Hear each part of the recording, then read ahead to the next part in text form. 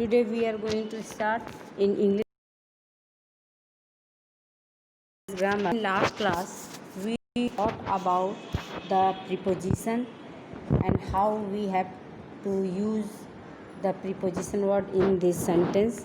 Today you have to try to do the work on the topic the conjunction. जैसा कि आप लोगों ने पार्ट ऑफ स्पीच में अलग अलग तरह के पार्ट ऑफ स्पीच को पढ़ा। पार्ट ऑफ स्पीच के नेक्स्ट टॉपिक है कंजक्शन। कंजक्शन का यूज़ भी हम सेंटेंस को जोड़ने में बनाते हैं। What is the meaning of the topic? Conjunction means संयोजक। किसी भी सेंटेंस को जोड़ने की कंडीशन को हम संयोजक कहते हैं।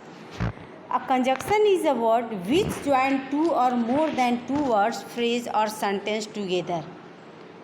कंजक्शन किसे कहते हैं? यानी कंजक्शन संयोजक एक ऐसा शब्द है जिसमें दो या दो से अधिक शब्दों को, फ्रेजेस को और सेंटेंस को जोड़ने के लिए यूज़ किया जाता है। Conjunction are divided into two clauses. और दो तरह से हम कंजक्शन को यूज़ अलग अलग तरीके से करते हैं, जिसके दो प्रकार हैं। पहला है कोऑर्डिनेटिंग कंजक्शन और दूसरा है सबऑर्डिनेटिंग कंजक्शन। कोऑर्डिनेट या सबऑर्डिनेट कंजक्शन को चेंज करने के भी अपने अलग अलग नियम हैं। जैसा कि पहला है कोऑर्डिनेटिंग कंजक्शन या कोऑर्डिनेट कंजक्शन।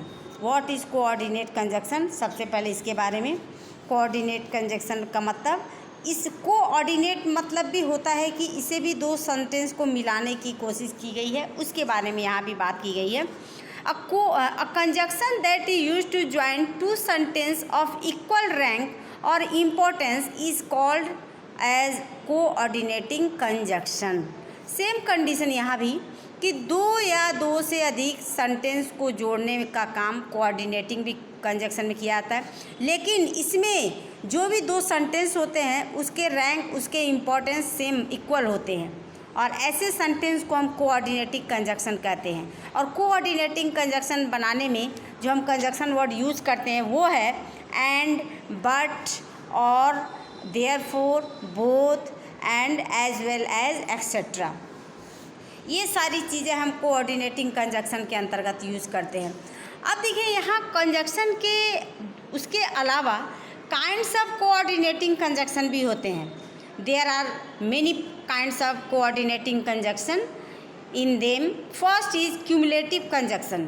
Cumulative का मतलब होता है कि संचयी, इकट्ठा करना। Conjunction that merely add one fact to the other are called cumulative conjunction.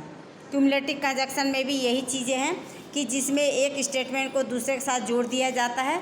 इसमें जो कंजक्शन वर्ड यूज़ किया जाता है वो है and, also, as well as, both, dot dot, and, etcetera. ये सारी चीज़ें आपको कोऑर्डिनेटिंग कंजक्शन में यूज़ किया जाता है। हम इसमें not only dot dot but also भी यूज़ करते हैं। ये तो था काइंड ऑफ कोऑर्डिनेट का कंजक्शन का एक प्रकार।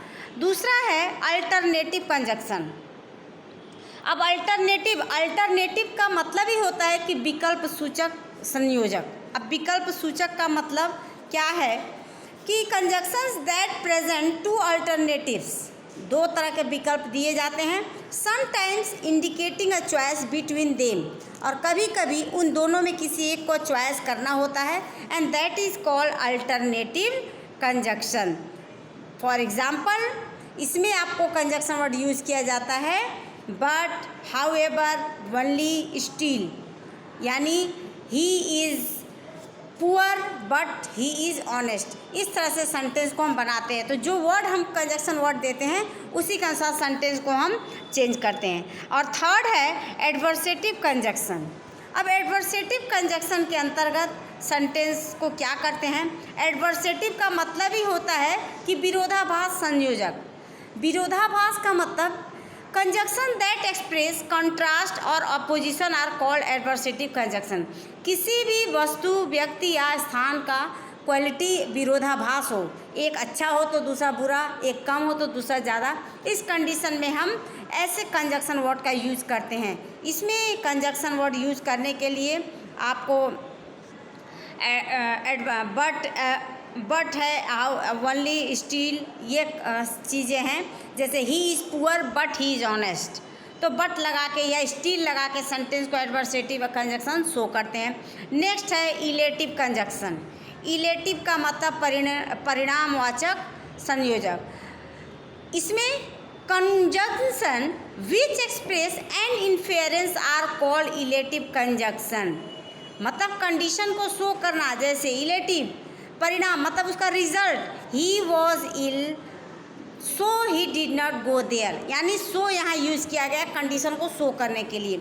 यानी इलेटिव में हम क्या क्या वर्ड यूज़ कर सकते हैं, for, therefore, so etcetera, ये हम इलेटिव के अंतर्गत यूज़ करते हैं। इसके बाद आता है सेकंड टाइप। सेकंड टाइप को हम